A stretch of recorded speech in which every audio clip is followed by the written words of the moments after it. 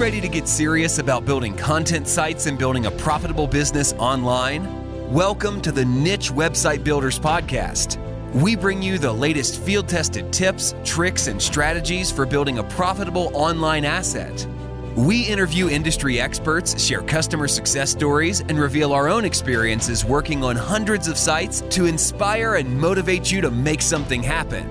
Let's do this.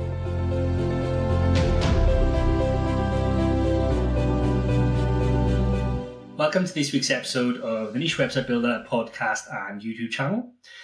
Unfortunately, we don't have a guest for you this week, which means one, you're stuck with me and Mark, and two, it's a little shorter than usual.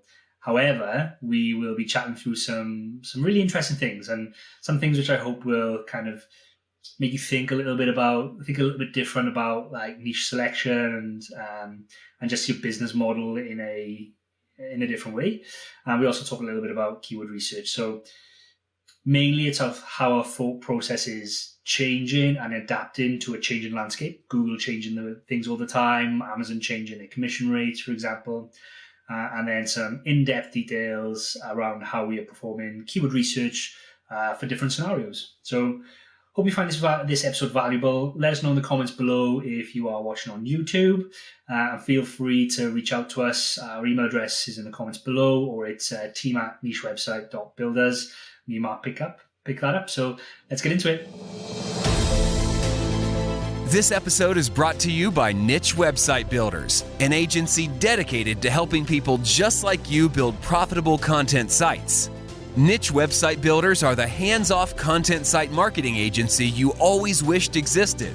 It's run by content site marketers for content site marketers, and they help both investors and individuals alike build profitable online properties. They provide a fully outsourced approach to content creation, link building, and done-for-you website builds, the same approach they use on their own six-figure portfolios. For example, their content packages come with a proprietary keyword research process, are written by in-house native English speakers, formatted using templates proven to convert, and uploaded to WordPress with affiliate links added so that all you need to do is hit the publish button. Check them out at nichewebsite.builders/show. That's nichewebsite.builders/show, and fill out the form to get coupon codes for 10% more content or a 10% discount on links with your first order sent right to your inbox. Welcome to the Niche Website Builder Show. Today, you've got me and Adam.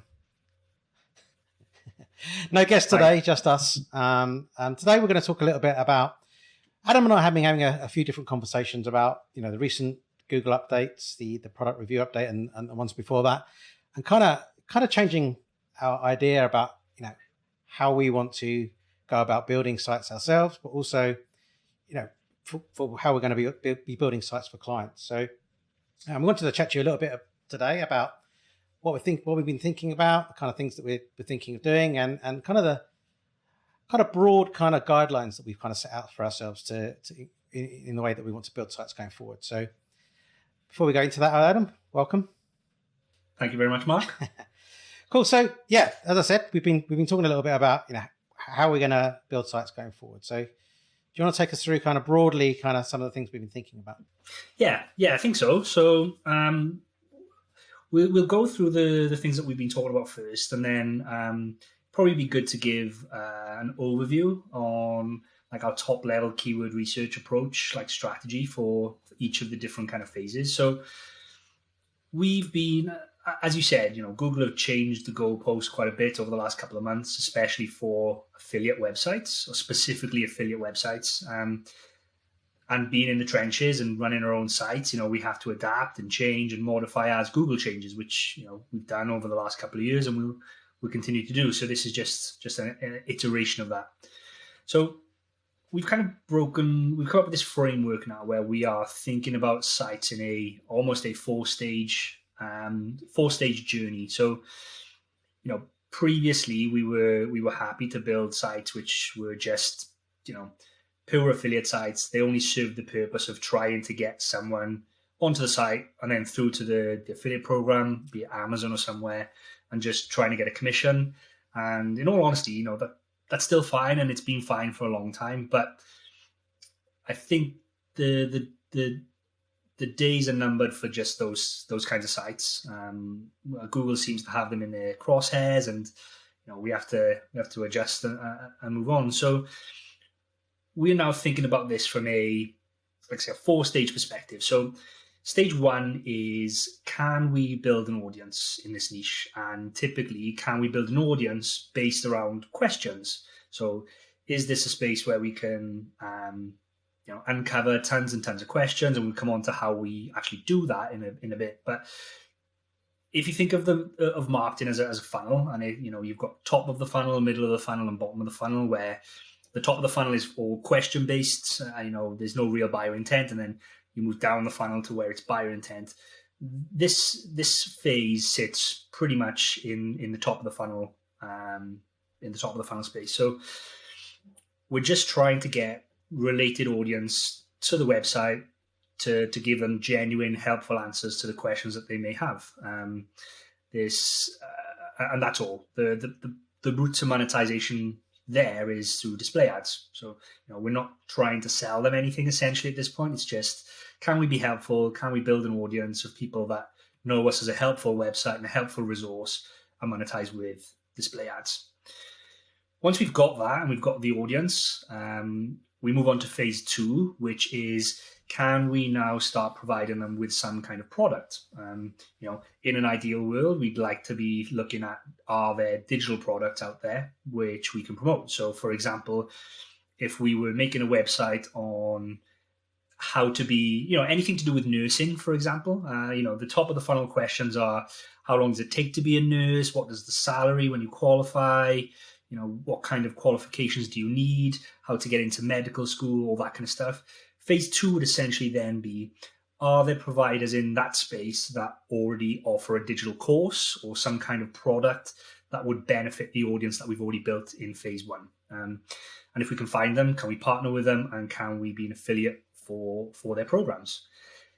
Which kind of leads us on to phase 3, because phase 2 is a proof of concept. If we can start selling other people's products and courses and offering value that way, can we now look to build our own? And can we build upon a better course? Can we build a better community? And all this is kind of taking the first interaction from phase 1 and now trying to build it into a community and a brand and a real business, essentially. And by creating your own product, your own course, whatever that looks like on phase 3, you're starting to become a brand and a product and something that has more intrinsic value than just an affiliate website. And then phase 4, this part isn't always, depending on the niche, isn't always possible, but in an ideal world, phase 4 would be then where we connect the audience that we've built through phase 1 and 3 to direct to businesses. So, for example, can we, in the nursing example, can we then build a directory of education providers like universities or colleges that offer nursing education? Can we look to partner with them and sell them leads? Or, is there any way that we can create a state-by-state directory of the best nursing schools by state and sells sponsored listings, for example? Like, how can we basically connect the audience and monetize the audience that we've built up and the trust directly to, the end consumer there? Yeah.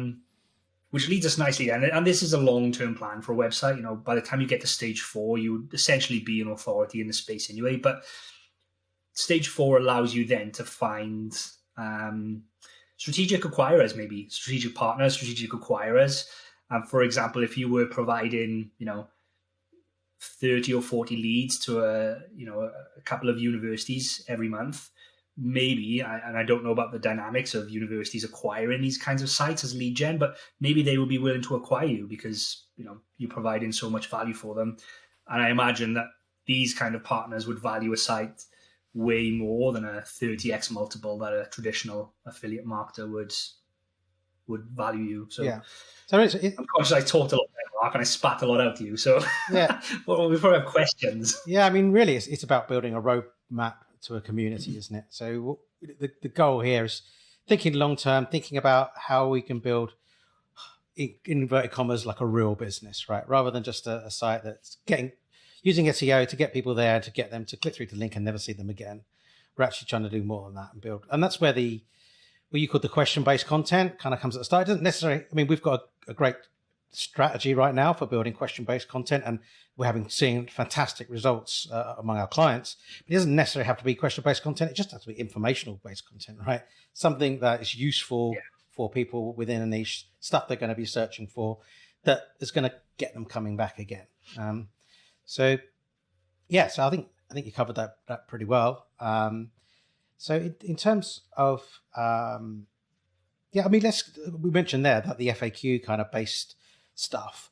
Do you want to? I mean, we've talked about this on a podcast already. We've got a dedicated podcast to it. Like I can't remember what it was now. Why you should give a FAQ about FAQs, but so to look that up if you want to. But we've got a pretty good strategy, and we're starting to see some really good results now. Not only in building sites from scratch, where we're kind of predominantly focusing on question-based articles, but also for updating existing articles on people's sites. So now we're looking at this like if you've got a website and you've got lots and lots of old lots of old articles on there, and you're thinking, I really should give these a refresh. That FAQ service is great for that.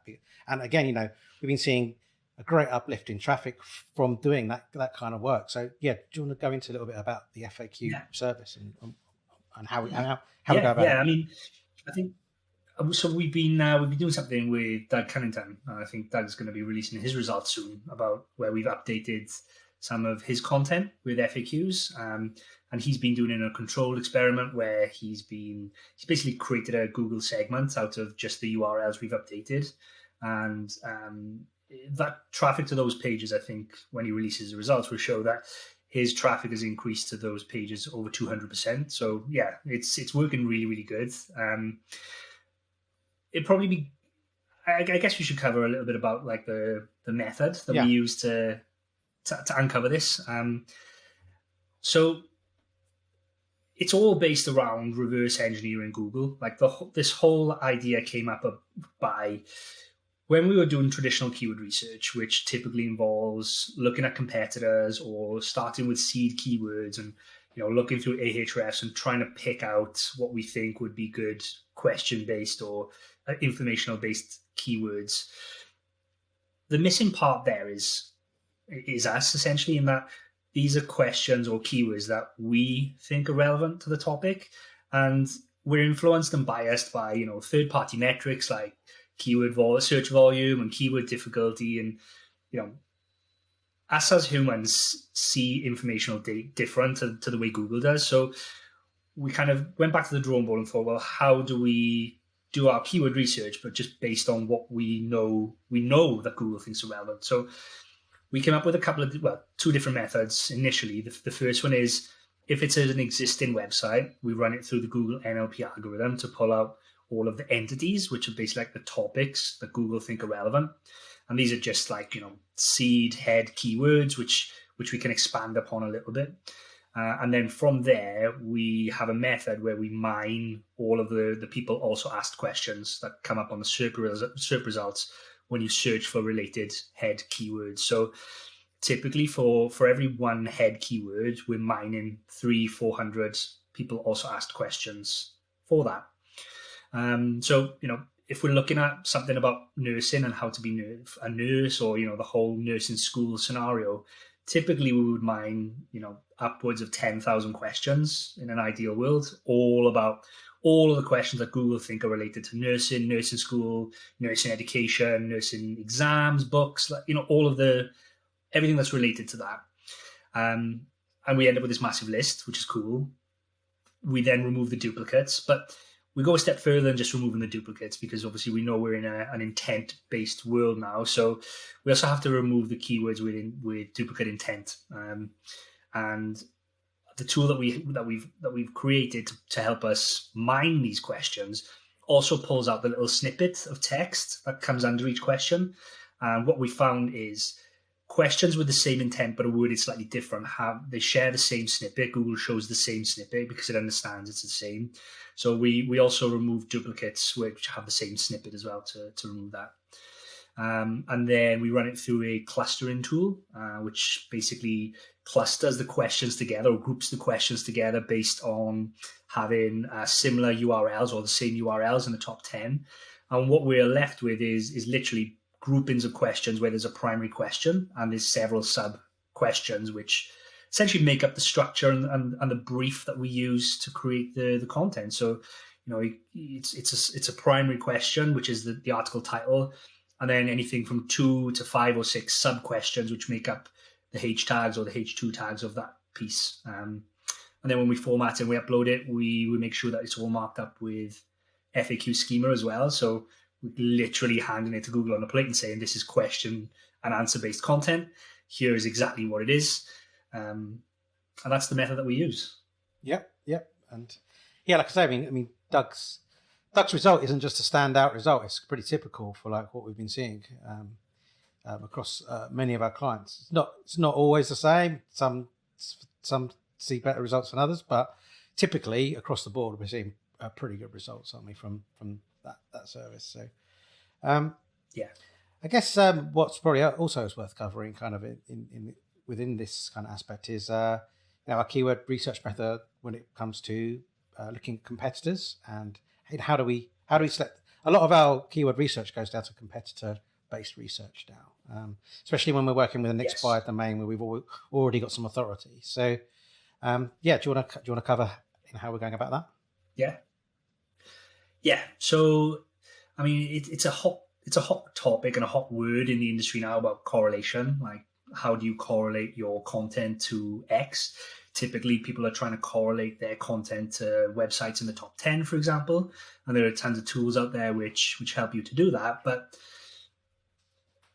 And that approach is good and it's fine, but we've taken a slightly different approach to this. The reason being that if, for example, we're working with an expired domain and it is a DR25, for example, if we're creating a piece of content and we're correlating it to websites in the top 10, those websites could be a DR50, a DR70, there might be one DR20 in there as well, but essentially we would be trying to correlate to websites which are not the same as us, typically stronger.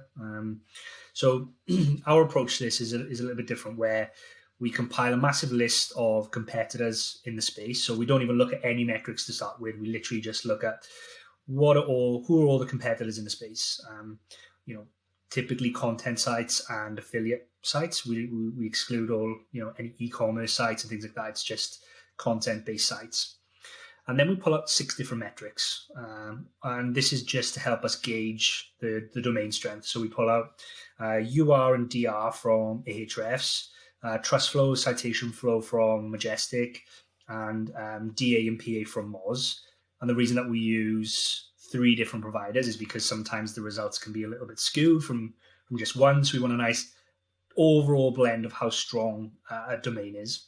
And then we add them all up. And then we do the same for the expired domain that we're working with, for example. And we order them highest to lowest on that total score. And that allows us initially to kind of see where this domain fits in the competitor landscape, just in terms of domain strength.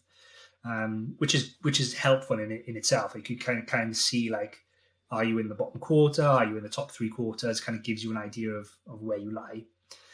And then from there, all of the domains that are of similar strength or weaker strength, we pull into a new list, and then we pull out the monthly traffic data from SEMrush, which is not super accurate. We know it's like 2 or 3 times lower than what the actual number is, but it's a good reference if you are using it across all of them.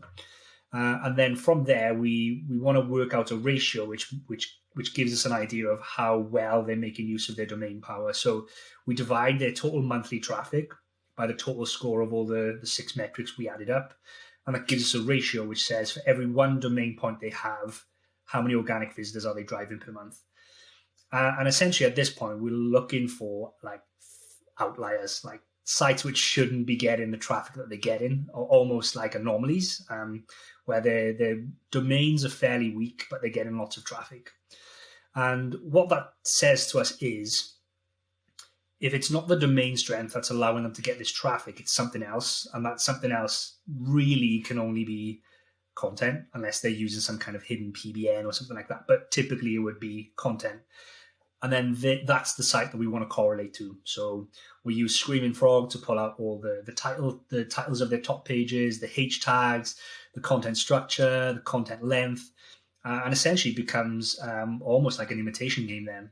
How can we look at this competitor's piece of content How can we structure ours in the same way? How can we make sure we have the same number of H tags that say roughly the same thing? How can we make sure that our content is the same length, maybe a little bit longer, a little bit more in depth? And basically, how do we create something that's just as good, if not a little bit better? And then when we know that we upload it and we do all the good on-page stuff, making sure that the hierarchy is right and internal linking and our site structure is correct, over time, we know that we can outrank those people because our domain is essentially better and we've got a very similar structured piece of content. So that's how we approach that method. Yeah. And it totally makes sense. I mean, the results are ridiculous, like for what we've been seeing for this. But I mean, I've been doing it in my own portfolio. Maybe we can kind of cover that at the end, but also just with clients, it totally makes sense because we're basically what we're doing is letting those sites that are lower authority than us or our client site do all of that hard work, because, you write loads and loads of articles, only a certain, percentage of them will rank, a small percentage of them will rank, will bring in most of your traffic. So we're letting them do the hard work, finding out which keywords they can actually rank for, given the authority of their site. And we know we're a higher authority, so we have every right to be able to rank for that as well.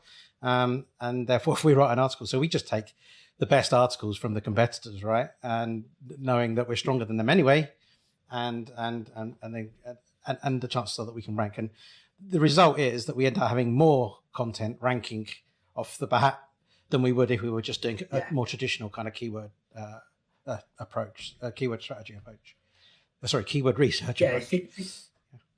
Think of it as most websites follow the 80-20 rule, where 20% of their content drives 80% of their traffic.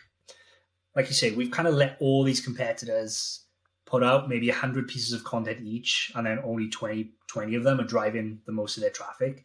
Like, we don't want to be another website where we put out 100 pieces of content and kind of see which 20 rank. What we want to do is look at, okay, we've got 5 competitors here, which 20 rank from you, which 20 rank from you, which 20 rank from you, and we create our 100 based on, the top 20 from all the competitors that we found, essentially. So yeah, it's letting competitors spend money to do their testing, and us coming in and almost cherry picking what's worked for them. Yeah. I'll put you on the spot now, but have you got any? I'll share some of my numbers in a minute for the site that I've been working on. But for our clients, have you got any kind of off the top of your head, kind of any clients that we've been working with that we've used that approach for, and kind of some of the numbers that we've seen from that? Yeah. So it's become almost our go-to method more recently. It's one of the biggest methods that we use in conjunction with the FAQ method. We've got one standout client which has done extremely well with this method. So we've been working on the site with them since December, and they've been fairly aggressive with content because they could see that this was working really quick. So I think between December and now, we've added about 450,000 words of content to the site. But the site has exploded. Like, we identified one competitor that according to SEMrush, is getting about 1 million visits a month. And essentially that's the competitor we look to imitate. And we were already driving over 100,000 page views per month for this client. Just been accepted into Mediavine.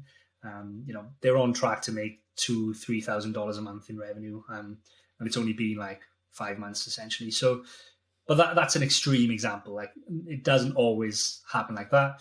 I know that the domain that the client brought to us for that project was very, very powerful.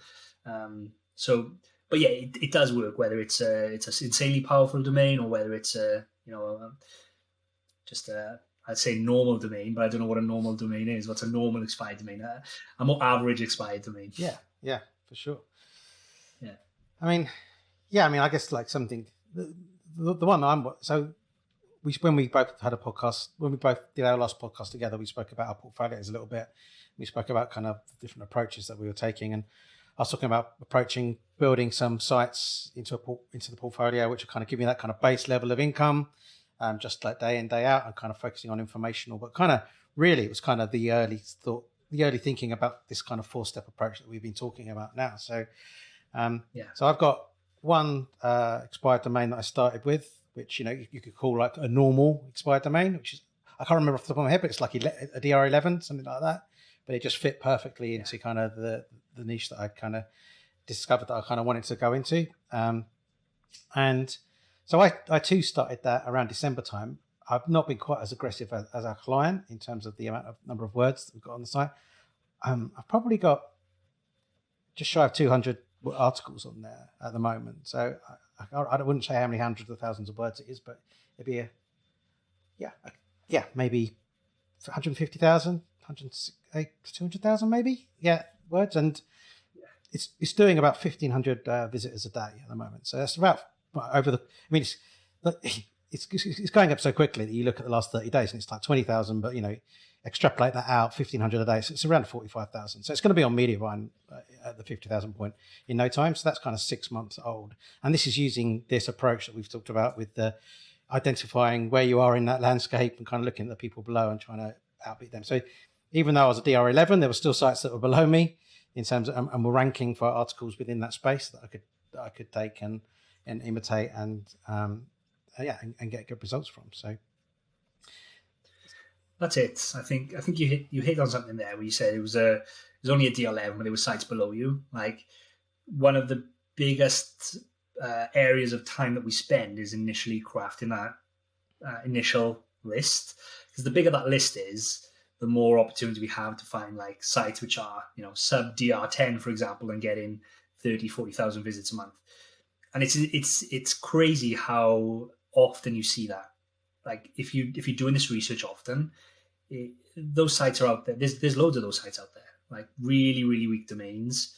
I think Spencer Horse put one on his Facebook group last week or the week before. It's something like a DR3 getting 30,000 visits a month, according to Ahrefs. So we know that's probably closer to 100,000 visits a month for like a DR3. Yeah, and they're out there. You just got to spend time finding them. Yeah, and it feels like Ahrefs make it reasonably easy to do that as well, right? Because they got the competitors, and you can just go drill through and just keep bringing them in into a spreadsheet, and then work out where you are. It's simple. it's very simple and actually not very difficult to achieve either. It's not a complex keyword research method, but Mark, don't make it sound too simple. This is our proprietary method. Don't make it sound. Yeah. Well, I mean, people can go ahead and do it, really, if they want to. I mean, if they haven't got the time, then there's always us, of course. But like, in all honesty, we share this stuff as well, like step by step to all of our clients. Like, this isn't a secret. Like, we share exactly how we come up with plans to people. Like, it's not a black box where people make an order and then you just get a list of keywords. Like, this is all shared. So I think it's quite cool that we can talk about it on a podcast openly as well. And it evolves all the time, right? We've got how many times have we changed our strategy and methods, like, since we started 15, 16 months ago? All the time. And like, we're just always testing new stuff. And when new stuff works, we kind of run with it and do some more, check it's not, just a one-off, and then roll it in. Yeah. So I think that's the beauty of working. We've had our own portfolios for a long time, but like, we're only ever working on so many sites. Working with our clients, we can, there's opportunities to try new things because of the different niches, the strength of the domains, like, what the client wants to achieve. We just see so many more things, and it gives us that opportunity to find out, really be able to see what's working and what's not, and kind of feed that into our process, and then everyone benefits. So cool. Anything else you kind of want to mention about the 4-step process and the keyword research and stuff that we're doing for that? Not really. I guess it's just trying to put across, like, you can approach, like, just maybe if you're doing your own like niche research or website research or due diligence on a website you're looking to buy, like, maybe just keep an open mind about this 4-step process. Maybe like try and think about it holistically from the start. I mean, I've been guilty of buying websites in the past that have no right, like, basically would never fit into this kind of 4-stage plan. But my mindset has changed now, and I think if you can get into the mindset of trying to think longer term, how to build a brand and an audience and an actual real business, like you said, like, can you turn it into that? Does it have the foundations for that? Is it the right niche for that? I think you'll do well, rather than just thinking about this as a money-making transaction where you are getting someone to the site and just literally trying to push them out the door to an affiliate offer as quickly as you can. Yeah, for sure. I think it's just a case of over time, you just raise your game naturally, as kind of Google kind of raises theirs. I mean, ultimately, Google's just trying to serve the best results to people. So these updates are valuable to the end user.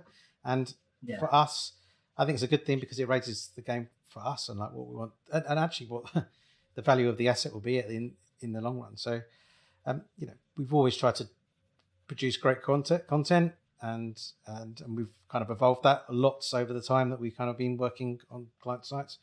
But this is just like the next level. We want to kind of help people really build something that's a real business, essentially, kind of in the long term. So I think, if you go down that route and you're generally kind of attacking it in that way, you're not trying to take any shortcuts, then there's no reason why Google wouldn't want to rank you or wouldn't see you as a legit business because you are. That's the problem with the product reviews update, right? It's that it's just trying to get rid of all those scrappy, crappy affiliate sites, and you could get caught up in all of that. So the more you can kind of genuinely become a legit business, the more chance you have got to write things out and just be there for the long term as well. Yeah. Cool. Yeah. Anything to report on your portfolio or anything? Anything you're getting up to at the moment? No, I spoke with Doug. We did a great episode with Doug Cunnington, recorded yesterday. I think it's coming out in the next week, about one of my awesome case study. I bought a site on the 29th of January and I kept it for a grand total of like 38 days, I think, or 39 days. Made a ton of improvements, which when I actually sat down to work out like how long it took me, literally took me like a day. So it was over the course of like a couple of evenings, but it literally took me a day probably to do. And then I was able to find a buyer who appreciated all the work and can see like the RPM of the website went from $15 to on average to 20 and 25% increase. And I was able to sell that site and make a profit of $18,000 literally within 38 days, essentially. So we go into the details on like exactly what I did, literally step-by-step checklist of everything I did. So that'll be a great episode for people to listen to. And that's it, really. I mean, everything else is just ticking over nicely. Just looking for the next opportunity now, essentially. And losing money in the crypto markets and all what's going on there. Yeah. If you're listening to this now or in the future, we had a massive bull run and it's on the way back down again by the looks of it, down the other side. So, yeah. So, but yeah. Yeah, my poor dad. He... I knew it was the top because my dad came over last week and said, "Can you set me up a Binance account?" And I said, "Well, I can, but it's risky, Dad." And I'm not even kidding. Like, I set it up for him at like 7:30 in the evening, and then he phoned me then at 10:30, and I thought something was wrong. And I picked up. I was like, "You okay?" And he said, "Yeah, I'm fine. I just want to let you know I'm up £80." I was like, "Cool, like great, Dad." And then he's just gone down ever since. Like, he hasn't been back in profit ever since. So that, to me, that was the sign of the top that my dad wanted to get into the market. So your dad's fault. Yeah, pretty much. Awesome. Okay, well, I think, we'll wrap it up there then. And yeah, nice short, sharp episode. I think hopefully plenty of value and hopefully give people a bit of something to think about. Great. Right. Till next time then. Cheers, Adam. Cheers, Mark. Bye. Thanks again for tuning in, and I hope you enjoyed the show. If you're listening to the podcast version of this episode, please subscribe on iTunes or wherever you listen to your podcasts. Please rate and review, as this will allow us to grow our audience and create more shows like this one. If you're watching on YouTube, please subscribe to the channel and click on the bell to be the first to know about any new episodes that we release. Until the next episode, goodbye.